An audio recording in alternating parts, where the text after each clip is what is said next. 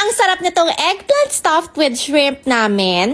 Tapos umorder nga rin kami ng mga shakes dito. Andito nga para kami sa Shipport Restaurant. Tapos meron din kami ng dry fried green beans.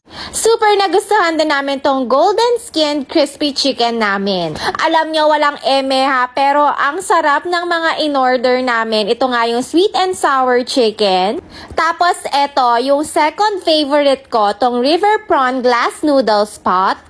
Ang sarap nito ha, as in sobra. Ang laki rin ng prawns, tapos super malasa siya as in. Trinay din namin tong soft shell crab. Ang sarap nito lalo na with suka. Tapos meron din kaming New Orleans chicken wings. Lasang-lasa mo talaga yung barbecue flavors dito. Alam niyo, sa totoo lang, busog na kami dito. Pero how I wish na hindi pa, kasi ang sarap din itong braised tofu. Pero itong last na sinerve sa amin, yung talagang soup,